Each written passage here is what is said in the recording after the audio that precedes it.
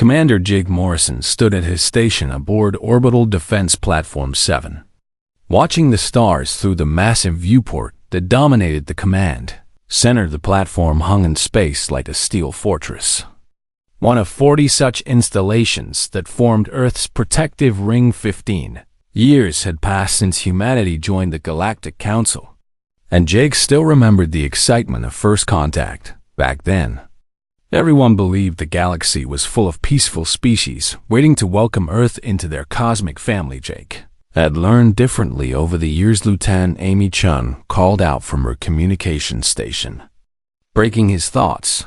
"Commander, we're getting more interference on the long-range sensors again. Third time this week," Jake said, moving to check her display. "That's not normal solar activity." Amy shook her head, her fingers dancing across the holographic controls. "No, sir. And it's coming from the direction of the asteroid belt, not the sun. Could be equipment malfunction. I ran diagnostics twice. Everything checks out." Jake frowned at the readings. Strange energy patterns had been appearing for days now, just at the edge of detection. Nothing concrete enough to report as a threat, but enough to make his instincts scream warnings. Down on Earth's surface, Ambassador Greg Palmer sat in his office at the Global Defense Council headquarters, reviewing the latest reports. From the Galactic Council, the news was not good. The Krellian Empire had been pushing harder and harder for humanity to surrender mining rights to 3 of Earth's colony worlds. They claimed humans were expanding too quickly, taking resources that rightfully belonged to older, more established species. Palmer threw the data tablet onto his desk in frustration. He had just returned from 2 weeks of negotiations that went nowhere. The Krellians refused to compromise. And worse, they had convinced several other council members to support their position. Humanity's allies on the council were few, and growing fewer by the day. His assistant knocked and entered. "Sir, Admiral Brooks is here to see you." Admiral Helen Brooks walked in, her uniform crisp and her expression serious. She had commanded Earth's defense forces for 8 years, and Palmer had learned to trust her judgment completely. "The Krellians are moving ships," Brooks said without preamble. "Our intelligence network picked up unusual fleet movements near the border of human space." "How many ships?" Palmer asked. "At least 50 that we can confirm, but our sources say there could be twice that many." Palmer felt his stomach tighten. "That's more than a diplomatic escort. Much more." Brooks agreed. "I've ordered all defense platforms to heightened alert status. But I wanted you to know first. Do you think they'll actually attack?" Brooks sat down heavily. "Greg, I've been studying the Krellians for years. They view us as primitive upstarts who got lucky with FTL technology. In their eyes, we're children playing with weapons we don't understand. They've bullied smaller species before, forcing them to surrender territory or resources. I think they believe we'll fold the moment they show force." Palmer looked out his window at the city below. Millions of people going about their lives, unaware of the threat gathering in the darkness of space. "What are our chances if they attack?" "Against 50 ships? We can hold them off. Against 100? It gets difficult. Anything more than that." She didn't finish the sentence. Back on Orbital Platform 7, Jake's shift was ending when the alarm suddenly blared. Amy's voice cut through the noise. "High and urgent. Commander. Multiple contacts dropping out of FTL near the moon." Jake's blood went cold. He rushed to the tactical display and felt his heart sink. Ships were appearing on the sensors. Dozens of them. Their signatures unmistakably Krellian. "Count?" "Still coming in, sir. 40, 60, 80. Amy's voice cracked. "Sir, they're still appearing. Over 200 ships now." 200? Jake couldn't believe it. The entire visible Earth Defense Fleet numbered only 40 ships. "Open a channel to Earth Defense Command." "Channel open." Amy confirmed. "Admiral Brooks, this is Platform 7. We have a massive Krellian fleet appearing in Earth space. Counted 200 plus vessels and still climbing. Brooks' voice came back immediately. Calm but tight. Confirm Platform 7, we see them. All defense platforms are going to full combat status. Civilian ships are being cleared from orbital space. Jake watched as the Krellian ships finished their arrival. Spreading out in a perfect encirclement pattern, they have positioned themselves to cover every approach to Earth. Every escape route. This was not a diplomatic mission. This was an invasion force. The communications array crackled to life with a new signal, powerful enough to reach every ship and station in Earth space. A face appeared on the main screen. Reptilian features with cold, calculating eyes. Humans of Earth, the alien said. His voice translated by the universal language software. I am War Master Zekthar of the Krellian Empire. You are surrounded by 230 ships of the Krellian war fleet. Your defenses are inadequate. Your fleet is outnumbered. And your weapons are primitive compared to ours. Zekthar's image leaned forward. I offer you one chance to avoid complete destruction. Surrender immediately and unconditionally. Accept Krellian governance of your species. Abandon your colony worlds and submit to council authority. You have 1 Earth hour to comply. Refuse, and we will reduce your orbital defenses to debris and your cities to rubble. The choice is yours. The transmission ended. Jake looked at Amy. Seeing his own fear reflected in her face, everyone on the platform stood frozen, the weight of the threat crushing down on them.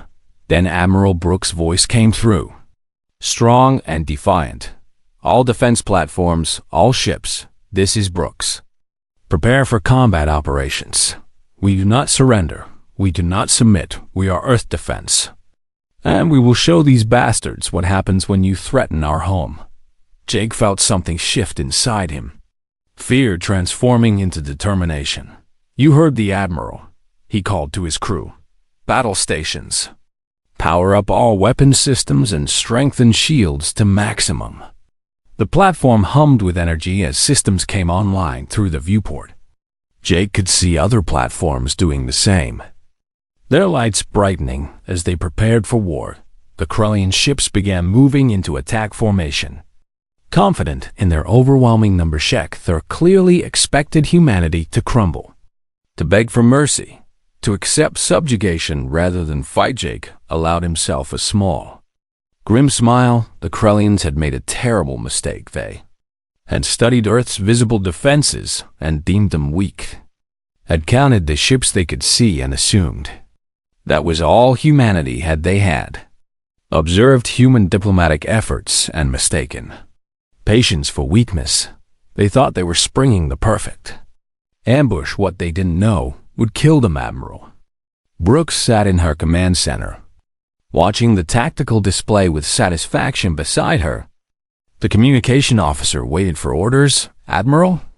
The officer asked. Brooks took a deep breath. Send the signal, she said quietly. Protocol, Archangel. The officer's fingers moved across the controls, sending out a coded burst transmission that spread throughout the solar system. Jake saw the signal appear on his display. A simple 2-word command that changed everything all around Earth space. The trap was about to spring. The hour that Zekthar had given humanity ticked away slowly, each minute heavy with tension aboard his flagship. The War Master watched the human orbital platforms with satisfaction. Their shields were up, their weapons powered, but they were hopelessly outnumbered. He had fought many battles in his long career, conquered many worlds for the Krellian Empire. The humans would break just like all the others. Status report. He commanded. His tactical officer responded immediately. All ships in position. War Master, the humans have 43 combat vessels and 40 orbital platforms. Our fleet outnumbers them more than 2 to 1. Their weapons technology is primitive, mostly chemical rockets and basic energy weapons. Our shields can absorb their attacks indefinitely. Zekthar felt pleased. The council had been too soft with these humans, treating them as equals when they were clearly inferior. The Krellian Empire would show the galaxy the proper way to deal with upstart species, War Master. His communications officer called. Out. The human admiral is requesting to speak with you. Put her through. Admiral Brooks appeared on his screen. Her expression calm and controlled. War Master Zekthar. I am Admiral Helen Brooks of Earth Defense Command. You have made a grave error coming here with hostile intent. Zekthar laughed. The sound harsh and mocking. The only error would be yours. Admiral, if you choose to resist, look at your sensors. You are completely surrounded. Your fleet is outnumbered, outgunned, and outmatched in every way. Save your people the suffering of a battle you cannot win. Brooks smiled. And something about that smile made Zekthar's confidence waver for just a moment. War Master, you assume you know the strength of Earth's defenses. You are about to learn how wrong that assumption is. I strongly suggest you withdraw your forces immediately. Withdraw? Zekthar, as anger flared. You dare make demands when surrounded by my fleet? I will give you one final chance. Surrender now or watch your world burn. We reject your demands. Brooks said flatly, and we will show you what happens when you threaten Earth. The transmission ended. Zekthar growled in frustration. Foolish humans, he muttered. They choose death over wisdom. All ships, prepare to open fire on the orbital platforms. Target their defensive positions first. Then move to the surface installations throughout his fleet. Weapon systems charged with deadly power, the Krellian ships were technological marvels. Equipped with plasma cannons that could melt through meters of armor. 230 such ships represented enough firepower to level a continent. War Master. We are detecting unusual energy readings throughout the solar system, his sensor officer reported. Unusual how? Unknown sources, sir. Multiple signatures appearing on long-range sensors. Some kind of interference? Possibly, but the pattern is strange.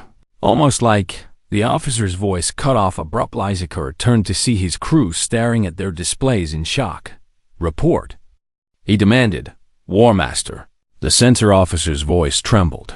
New contacts appearing throughout the system. Dozens of them. Hundreds of them. The tactical display lit up like a star field. Each new point of light representing a ship. Zekthar watched in growing horror as the count climbed. 50 new contacts. 100, 200, 300. What is happening? He roared. Where are these ships coming from? They're decloaking, sir. The tactical officer shouted. They were hiding in the asteroid belt, behind the moon, on Mars.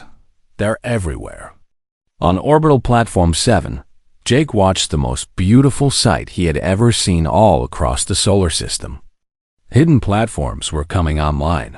What the Krellians had thought were simple mining stations suddenly revealed themselves as heavily armed fortresses. Research outposts on Mars powered up massive weapon arrays. The moon's surface erupted with energy signatures as concealed defense systems activated, and the ships, so many ships, began appearing from seemingly empty space. Earth had not built 43 combat vessels. Earth had built 350. The rest had been hidden, disguised, scattered throughout the solar system in positions that now formed a perfect trap. The Krellian fleet that thought it had surrounded Earth suddenly found itself surrounded instead. My God, Amy whispered beside Jake. We actually did it. We kept it secret this whole time. Jake grinned fiercely. The whole galaxy thought we were playing by their rules, building our defenses slowly and openly. Nobody realized we were building a second fleet in secret, hiding it right under their noses. Captain Daniel Harper commanded the Earth defense ship Vigilant, one of the 43 vessels that had been visible to the Krellian snow. He watched as the hidden fleet revealed itself. All ships. This is Admiral Brooks. Her voice came through clear and strong. Execute battle plan, Archangel. Show them what Earth defense really means. Daniel keyed his communications. All crew, Battle stations. Today we remind the galaxy why you don't threaten humanity. His crew roared their approval. The Vigilance engines flared to life, along with dozens of other ships that had been waiting for this moment on the Krellian flagship. Panic was spreading. War Master, we're outnumbered. The tactical officer reported, they have over 300 ships. Our intelligence was completely wrong. Impossible. Zekthar slammed his fist on his command chair. Where did they get so many ships? How did we not detect them? We did exactly what our intelligence told us they would. His second-in-command said quietly, we studied their visible defenses. We counted their known ships. We assessed their technology based on what they showed us. They deceived us, War Master. They let us see what they wanted us to see while hiding their true strength. Zekthar felt cold fear creeping into his heart. Had been so confident, so certain of victory now his fleet was trapped, surrounded by an enemy that should not exist. All ships, defensive formation. He ordered, prepare to jump to FTL. We will retreat and regroup. His navigation officer worked frantically at the controls, then looked up with despair in his eyes. War Master, the jump points are blocked. Blocked? How? The humans deployed some kind of spatial mines throughout the system. Any ship attempting FTL will be torn apart. They planned for this. They knew we would try to retreat. Zekthar realized the full scope of his error. The humans had not just prepared a defense, they had prepared a trap. They had anticipated every move, planned for every contingency, while the Krellian Empire had been viewing humanity as primitive children. Those children had been studying their would-be conquerors, learning their tactics, predicting their strategies, building the perfect counter. All ships, combat formation. Zekthar commanded, trying to salvage what he could. We may be outnumbered, but Krellian warriors do not surrender. We fight to the last ship if necessary. His crew responded with determination, powering up weapons and strengthening shields, but Zekthar could see the truth in their eyes. They all knew this battle was already lost. The ambush had failed. The ambushers had become the prey, and humanity was about to show the galaxy what happened when you underestimated Earth. The first human ships opened fire, and space erupted with the fury of war. The first volley from Earth's hidden fleet struck with devastating precision. Captain Lisa Rodriguez commanded Defense Platform Darkstar, one of the installations that had been disguised as a simple communications relay on the dark side of the moon. Now, her weapons were online, and she had a perfect firing solution on 12 Krellian ships. Fire railguns, full power. She ordered the platform shuttered as magnetic accelerators launched tungsten rounds at incredible speeds. These were not the primitive chemical weapons the Krellians expected. Railgun technology had been perfected by human engineers. Over decades of secret development, the rounds traveled at a significant fraction of light speed, hitting with kinetic energy that no shield could fully absorb. 3 Krellian ships exploded immediately. Their shields overloaded and hulls shattered. 5 more took critical damage, spinning out of formation with atmosphere venting from hull breaches. Target destroyed. Multiple hits confirmed. Rodriguez's tactical officer shouted, acquiring new targets. All across the battlefield, similar scenes were playing out. Human ships that the Krellians had dismissed as primitive were revealing weapons that made Krellian technology look outdated. Major Ryan Foster commanded the planetary defense grid on Earth's surface. His installation controlled a network of directed energy weapons hidden inside what appeared to be ordinary industrial complexes. Target priority ships in low orbit, he ordered. Fire. On my mark, massive laser arrays emerged from concealed positions across 3 continents. They fired in perfect synchronization, their beams combining at calculated points in space. The combined energy struck Krellian ships with power that melted through their shields like paper. direct hits on all targets. His crew reported enemy shields collapsing, multiple ships disabled. Foster allowed himself a moment of satisfaction. Earth scientists had been studying captured Krellian technology for years, learning its weaknesses, designing weapons specifically to exploit those flaws aboard the Vigilant. Captain Daniel Harper watched his tactical display with approval. Human battle doctrine emphasized coordination and adaptability. Every ship in the fleet was connected through quantum encrypted communications. They fought not as individuals, but as one unified force, vigilant to all ships in Formation Delta. Concentrate fire on the Krellian heavy cruiser at coordinate 774. Acknowledged. Came the responses from a dozen ships. They moved as one, their weapons firing in sequence to create overwhelming force at a single point. Krellian cruiser shields flared and failed. The ship broke apart in a cascade of explosions. Enemy casualty count now at 42 ships destroyed or disabled.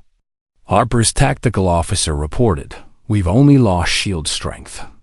No critical damage to any human vessel on orbital platform 7.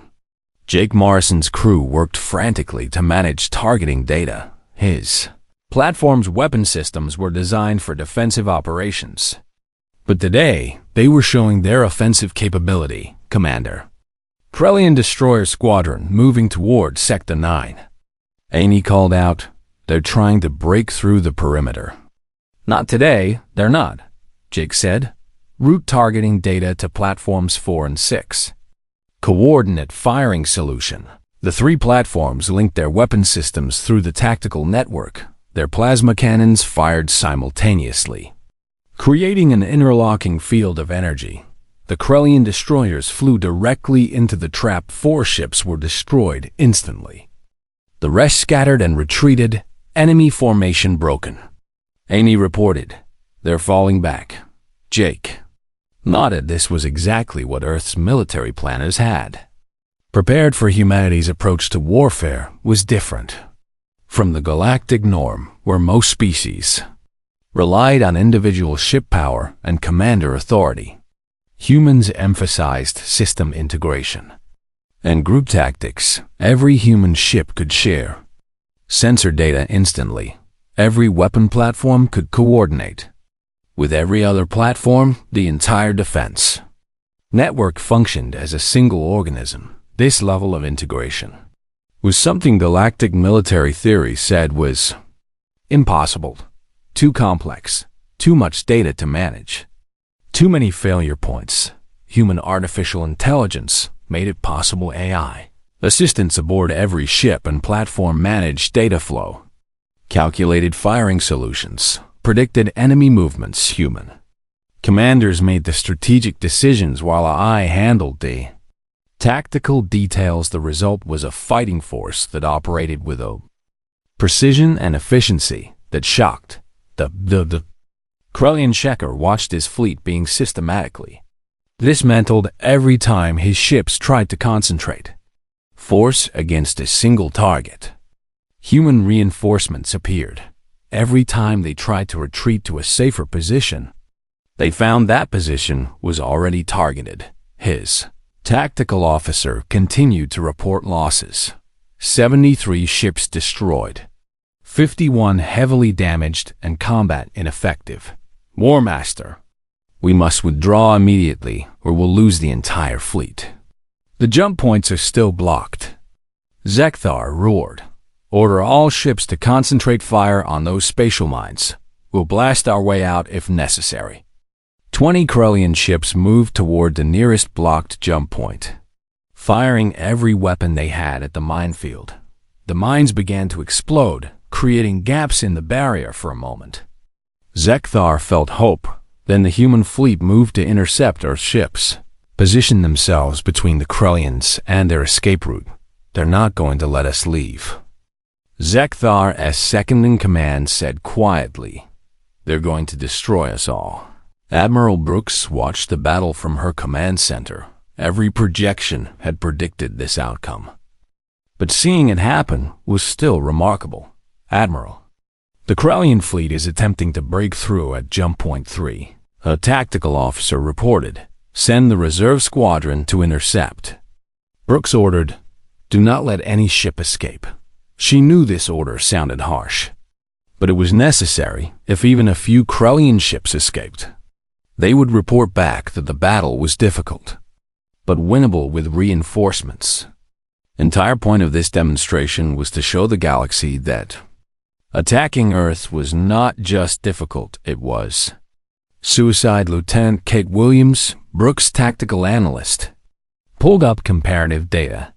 Admiral, at current casualty rates, the Krellian fleet will be completely destroyed within 2 hours. We've lost exactly 0 ships, and our most damaged platform is still at 70% effectiveness. Brooks nodded. The Krellians chose this fight believing overwhelming numbers would guarantee victory. They didn't understand that in modern warfare, technology and tactics matter more than raw numbers. She keyed open a channel to all human forces, all ships and platforms. This is Admiral Brooks. You are performing magnificently. The enemy is broken and retreating. Press your advantage, but maintain formation discipline. Do not let anger make you reckless. Fight smart and stay alive. Across the fleet, human crews heard their commander's words and fought with renewed determination. They were not fighting for conquest or resources. They were defending their home against those who came to subjugate them.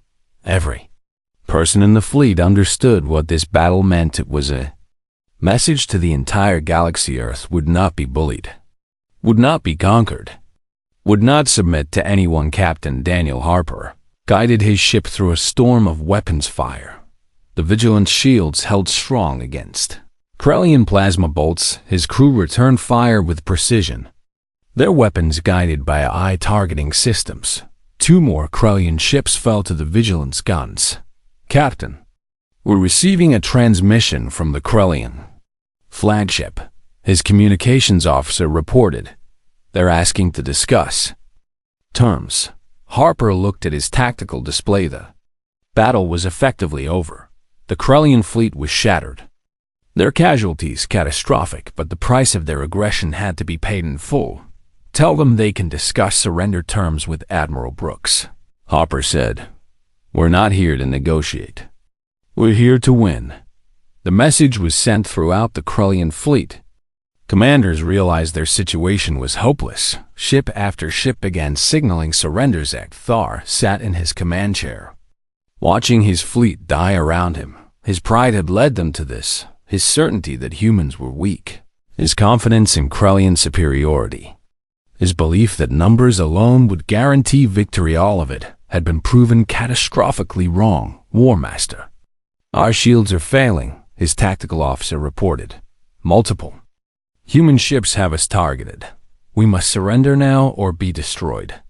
Zekthar closed his eyes. He had led his fleet into a trap he had underestimated, an enemy that proved far more dangerous than anyone imagined. Now he would pay the price for that mistake. The Krellian flagship shields finally collapsed under sustained human fire. Zekthar watched the warning lights flash across his command center, each one signaling another critical system failure. His communications officer looked at him with desperation. War Master, if we don't surrender in the next 30 seconds, the humans will destroy us. Our weapons are offline, shields are gone. We're defenseless. Zekthar had never imagined this moment. The mighty Krellian Empire, defeated by a species that had barely entered space 15 years ago. Open a channel, he said, his voice hollow. This is War Master Zekthar to the human fleet. He struggled with the words. I request terms of surrender. Admiral Brooks appeared on his screen. Her expression was not triumphant or cruel. Instead, she looked at him with something like pity. War Master Zekthar, I accept your surrender on the following terms. All Krellian ships will power down weapons and shields immediately. You will allow human boarding parties to take control of your vessels. Your crews will be treated according to the rules of war and repatriated to the Krellian Empire after this incident is resolved. Zekthar felt surprised. He had expected harsh terms. Demands for territory or resources instead. Brooks was offering basic military courtesy. Why? He asked, why show mercy when you could destroy us completely? Brooks' expression hardened. Because Earth did not start this war. War Master, you came to our home with 200 ships, demanding our surrender and threatening our extinction. We responded with the force necessary to defend ourselves. But we are not monsters. We do not slaughter helpless enemies. Surrender now and live. Continue fighting and die.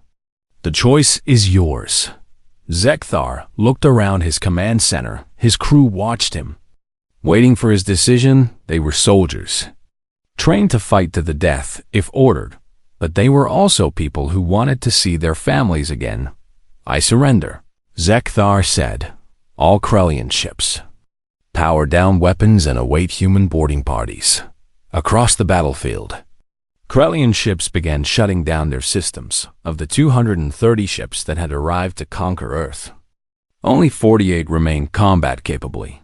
73 had been completely destroyed. 109 were disabled but intact. Their crews alive but defeated. Jake Morrison watched from Platform 7 as human marines in boarding craft approached the surrendered Krellian vessels. Amy, status of the platform? Shields at 65%. Weapon systems all functional. Crew reports no casualties. Jake shook his head in amazement. We fought over 200 ships and didn't lose a single person. Not just us. Amy pulled up the fleet-wide casualty report. 0 fatalities across the entire defense force. 47 wounded from various ships and platforms. All non-critical injuries. The Krellians lost over 15,000 personnel. The weight of those numbers settled on Jake. 15,000 beings who came here following orders, who believed their leaders when told this would be an easy victory. Now they were dead or captured because someone underestimated humanity. Ambassador Greg Palmer stood beside Admiral Brooks in the command center, watching the aftermath of the battle.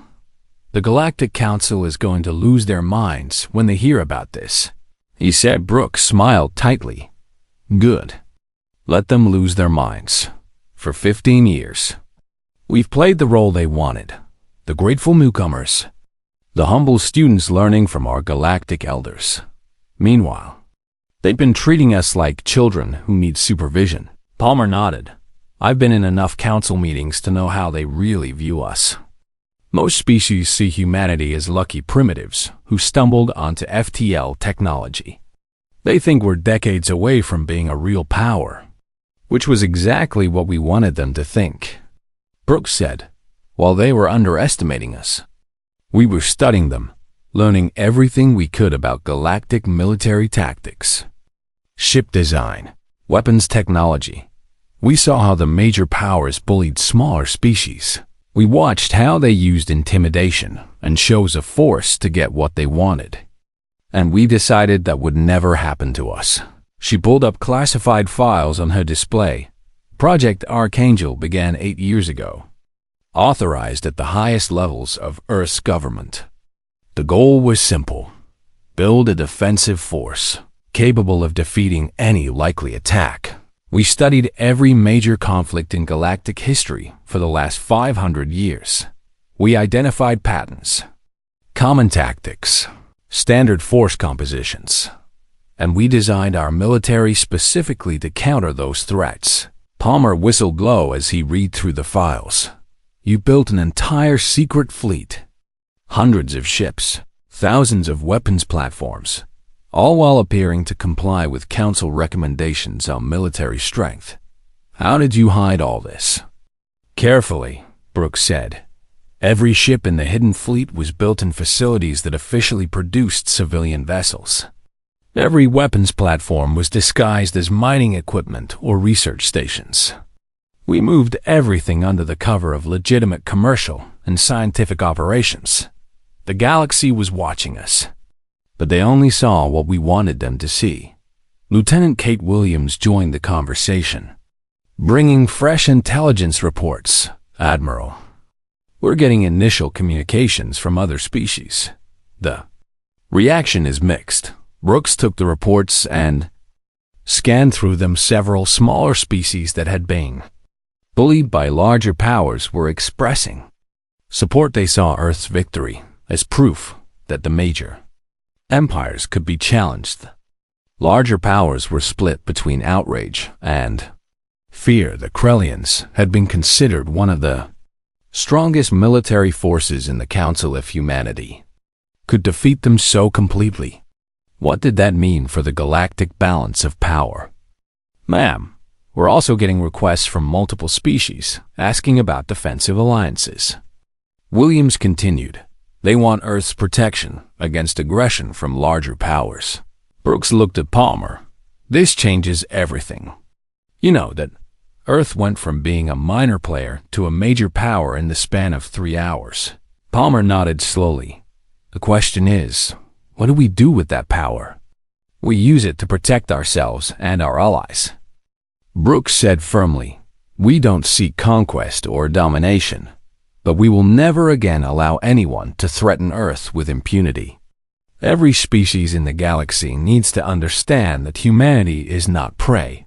On the Krellian flagship, human Marines secured the command center. Zikthar sat in restraints, watching young human soldiers move with professional efficiency through ship 1 of the Marines. A woman with sergeant stripes on her armor approached him. War Master Zikthar, I'm Sergeant Nicole Peters. You and your crew will be transported to a holding facility on Earth's moon. You'll receive medical treatment for any injuries and be provided adequate quarters. Once diplomatic channels are opened with the Krellian Empire, we'll arrange your repatriation. Zikthar looked at her. You speak as if we are guests, not prisoners. Peter's expression was unreadable behind her helmet. You're prisoners of war. War Master, not criminals. You followed orders from your government, just like I follow mine. Earth treats prisoners with dignity, even those who came here to destroy us. Zikthar felt shame wash over him. These humans had every right to treat him harshly. His fleet had threatened to reduce their cities to rubble, to kill millions instead. They offered medical care and promised repatriation. Your people are not what we expected, he said quietly. Sergeant Peters looked at him for a moment. No, War Master, we're not. And that's a lesson the galaxy is about to learn. Captain Daniel Harper docked the Vigilant at Earth's primary orbital shipyard. His crew was exhausted but triumphant. They had fought the largest space battle in human history and won without losing a single ship. As Harper walked through the corridors of his vessel, he saw his crew celebrating, but he also saw the weight of what they had done settling on their shoulders. They had killed thousands of beings today. That was a burden that would stay with them, even in victory. His first officer, Lieutenant Commander Alex Martinez, approached him. Captain, Admiral Brooks is commending the entire fleet for our performance. She says we've proven that humanity can defend itself against any threat. Harper nodded tiredly. We proved we can win a battle. Alex, now comes the harder part. What's that, sir? Winning the peace, Harper said. We just showed the galaxy that Earth has teeth. Now we have to show them we have wisdom too, that we can be trusted with the power we've revealed. Martinez considered that. Do you think the other species will accept us as equals now? Some will, Harper said. Others will fear us, which might be worse than being dismissed. Fear makes people do dangerous things. He looked out at Earth, visible through the shipyard's windows. The planet looked so peaceful from up here. It was hard to imagine that just hours ago, it had been surrounded by an enemy fleet intent on conquest. Whatever happens next, we've changed the game, Harper said. Earth is a major power now, whether we wanted that responsibility or not, and the galaxy will never underestimate us again. 3 days after the battle, The Galactic Council convened an emergency session. Representatives from over 100 species gathered in the vast council chamber. Their attention focused on the humans who had just shattered one of the galaxy's most powerful fleets. Ambassador Greg Palmer stood at the human delegation's podium. Feeling the weight of countless eyes upon him, beside him stood Admiral Helen Brooks in her dress uniform, a visible reminder of Earth's military capability. The council speaker, a tall being from the ancient Valorian species, called the session to order. Ambassador Palmer, the council demands an explanation for the recent conflict in your system. The Krellian Empire claims they sent a diplomatic envoy that was attacked without provocation. Palmer kept his expression neutral. Everyone in this chamber knew that was a lie, but politics required careful navigation. Council Speaker, with respect. The Krellian Empire sent 230 warships that surrounded our homeworld and demanded immediate surrender. They threatened to reduce our cities to rubble if we did not comply. This was not a diplomatic envoy. This was an invasion force. Murmurs rippled through the chamber. The Krellian representative, a different official than Zekthar, stood to speak. The Krellian Empire merely sought to enforce council resolutions regarding human expansion. We had every right to use force to ensure compliance. Palmer's voice cut through the chamber like a blade. The council has no resolution authorizing military action against Earth. The Krellian Empire acted unilaterally, without council approval, with the intent to conquer our world. They believed we were weak and would surrender without a fight. They were wrong. Brooks stepped forward, a voice projecting authority. The Krellian fleet came to Earth expecting an easy victory. They studied our visible defenses and concluded we were vulnerable. What they didn't know was that Earth has been preparing for exactly this scenario for 8 years. While the galaxy dismissed us as primitive newcomers, we were building the capability to defend ourselves. She activated a holographic display that filled the center of the chamber.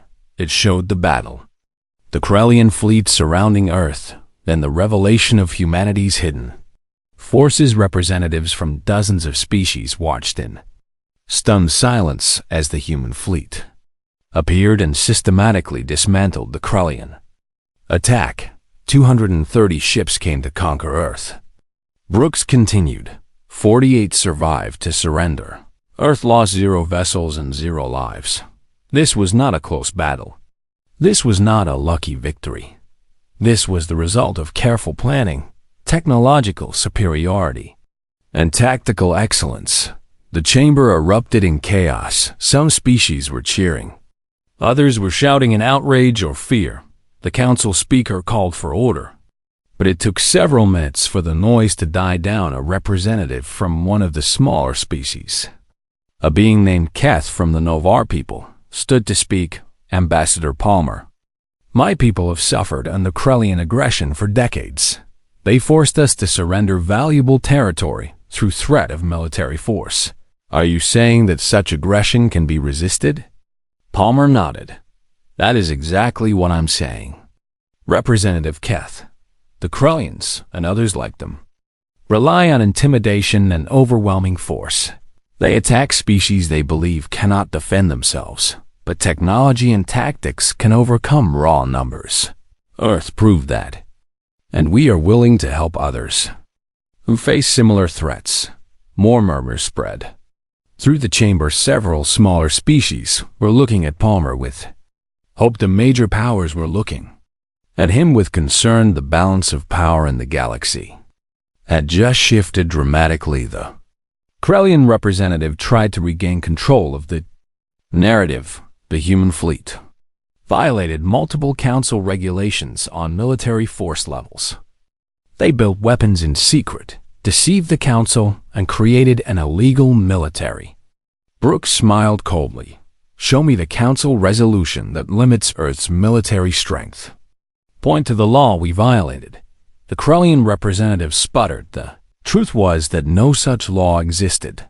The council had recommendations and guidelines, but nothing binding. The major powers had always assumed those recommendations would be followed out of deference to galactic authority. Earth followed every actual law. Palmer said, "We simply chose not to reveal the full extent of our defensive capabilities, and we did so because we observed how this council operates.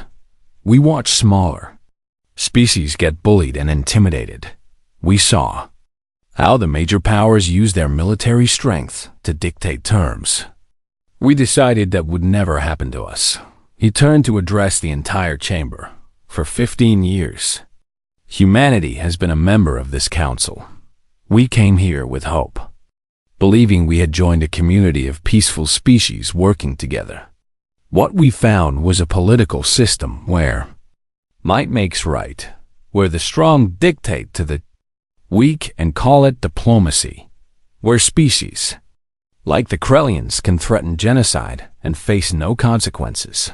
Earth rejects that system." The council speaker raised his voice. "Ambassador Palmer, you cannot simply reject council authority." "Can I?" Palmer challenged. "The Krellian Empire just tried to conquer my world. They came with overwhelming force, confident of victory. Where was the council then? Where was the galactic community when Earth faced extinction?" Silence filled the chamber. Palmer had made his point. "Earth will remain a member of this council," he continued. "We will continue to engage in diplomatic relations with all species. We will honor our trade agreements and respect territorial boundaries.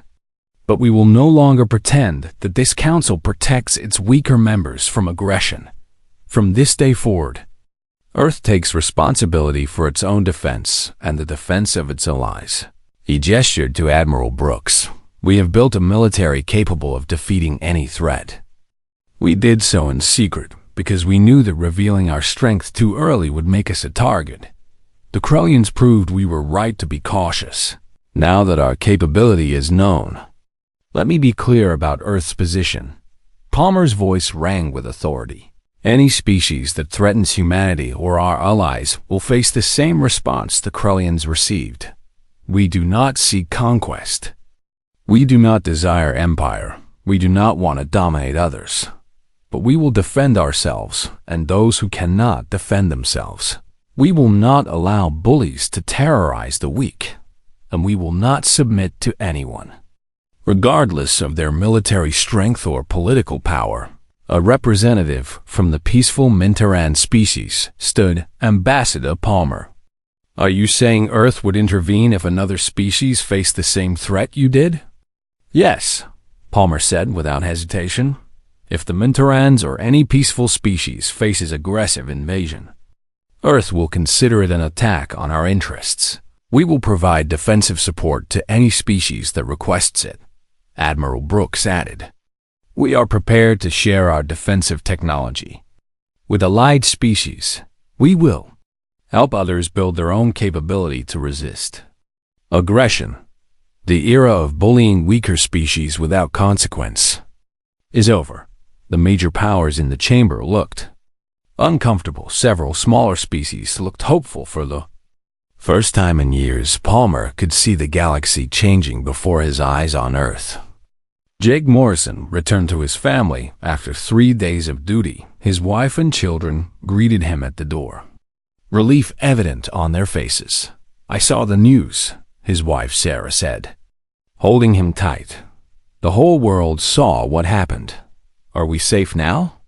Jake thought about that question. "Safer than we were," he said finally. "The galaxy knows now that Earth can defend itself, but that means new challenges.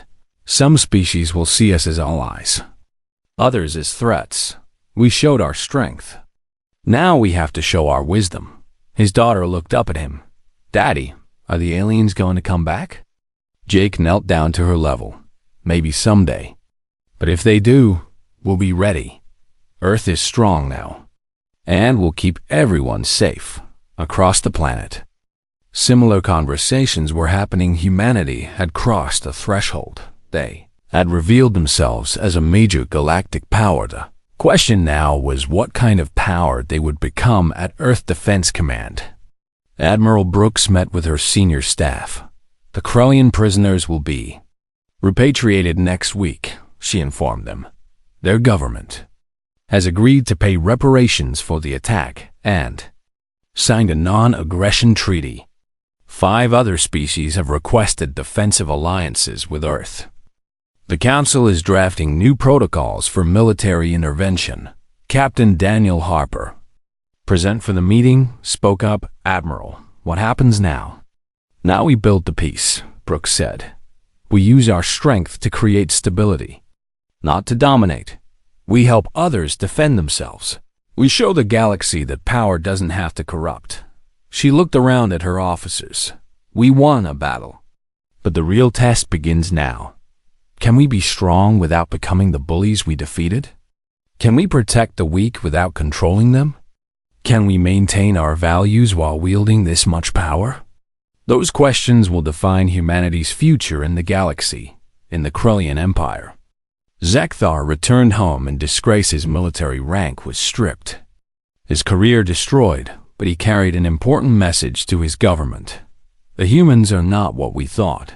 He told the Council of War Masters, they are not primitive, not weak, not naive. They are perhaps the most dangerous species in the galaxy, because they prepared for war while we assumed they were helpless. They hid their strength while learning our weaknesses, and they defeated us with technology and tactics we never imagined. The eldest War Master asked. What do you? Zekthar said simply. Make peace with Earth and keep